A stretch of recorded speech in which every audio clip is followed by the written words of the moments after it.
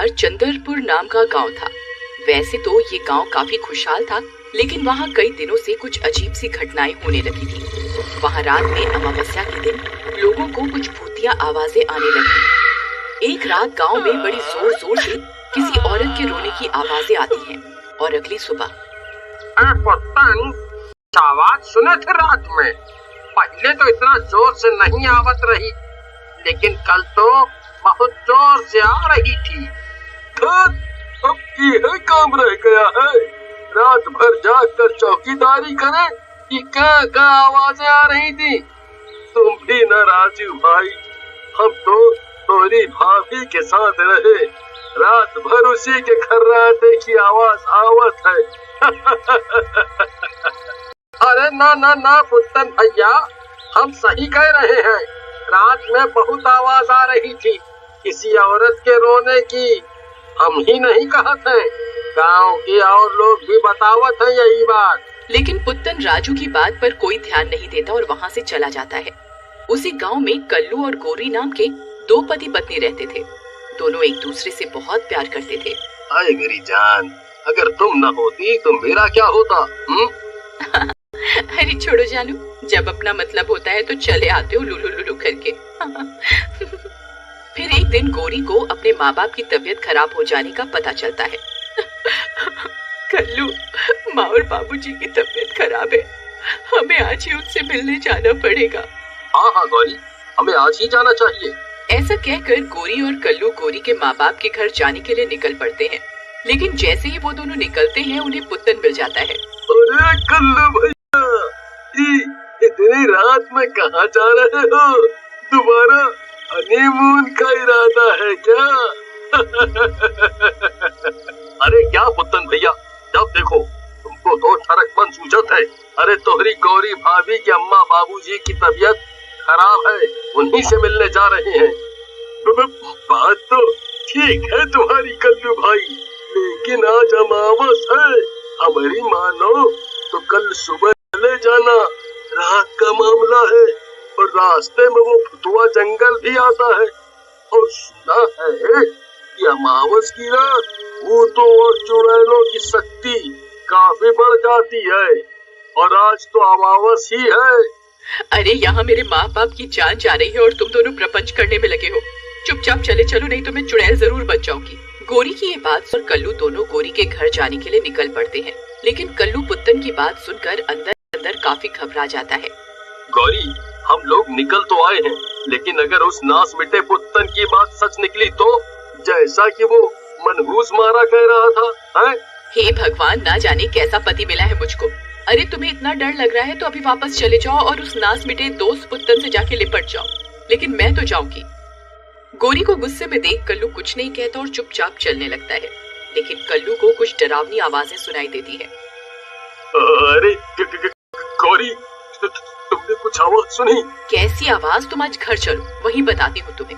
इतने डरपोक आदमी तो मैंने आज तक नहीं देखा।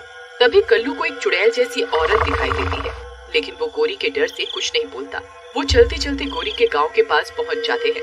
तभी गोरी के माँ बाप बाहर आते हैं। अरे नहीं गौरी बेटा, कुछ नहीं, थोड़ी सी तबीयत खराब है।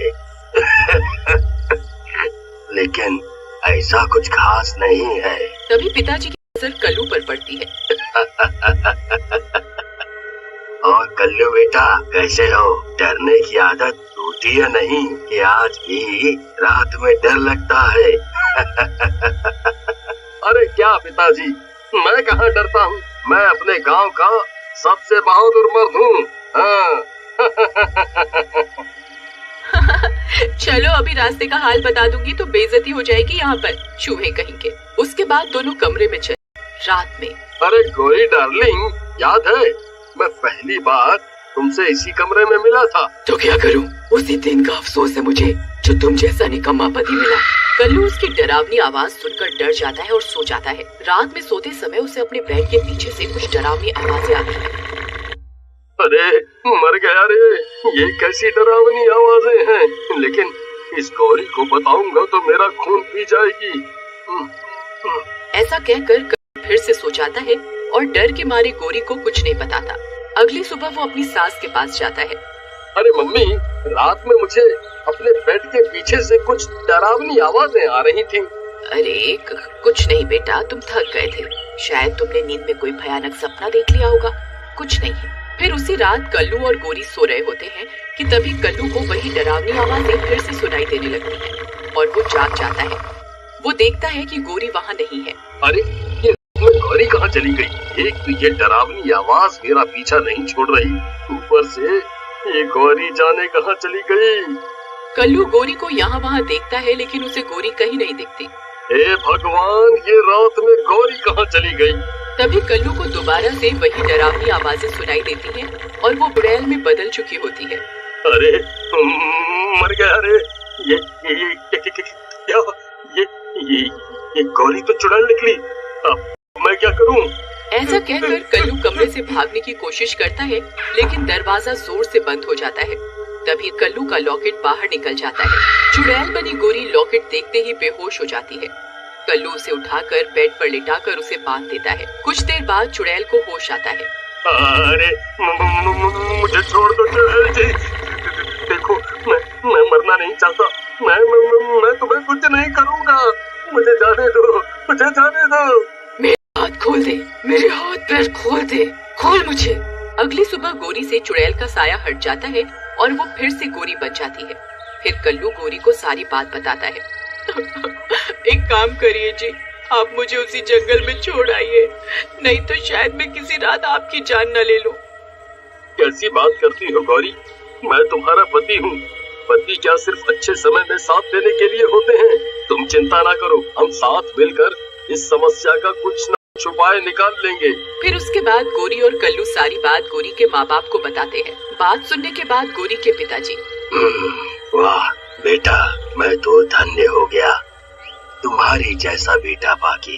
तुम मेरी बेटी के इस बुरे समय में उसका कितना साथ दे रहे हो। वाह वाह। अरे पिताजी, मेरी वाह वाह में समय मत बर्बाद करो, बल्कि ये बताओ गौरी को ठीक कैसे करना है कोई उपाय? बेटा एक उपाय तो है, तुम कान इधर लाओ। गोरी के पिताजी कल्लू के कान में कुछ बोलते हैं। उधर रात फिर से हो जाती है।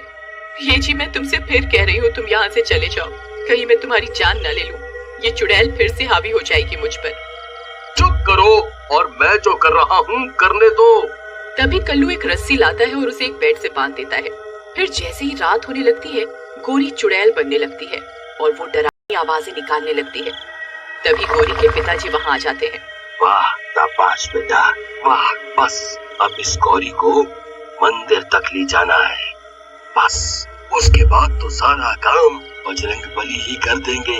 उसके बाद गोरी के पिताजी और कल्लू बंधी हुई चुड़ैल को उठा लेते हैं और हनुमान जी के मंदिर लेकर जाते हैं। हनुमान जी को देखकर चुड़ैल घबरा जाती है। अरे नास बेटो, ये मुझे कहाँ ले आए? मुझे छोड़ दो, मैं इस लड़की को भी छोड़ दूंगी, मुझे छोड़ दो। लेकिन तभी कल्लू एक और रस्सी लाता है और उससे गोरी और बजरंगबली को बांध देता है। छोड़ दो मुझे, जाने दो, छोड़ दो मुझे। रुक जा, ऐसा मत कर, रुक जा दुष्ट। लेकिन कल्लू जलने लगता है और गोरी का शरीर वापस आने लगता है। छोड़ दो, मत करो। थोड़ी ही देर में चुड़ैल पूरी तरह जल जाती है और गोरी का शरीर चुड़ैल से मुक्त हो जाता है। कल्लू मैं ठीक हो गई। पिताजी मैं ठीक हो गई।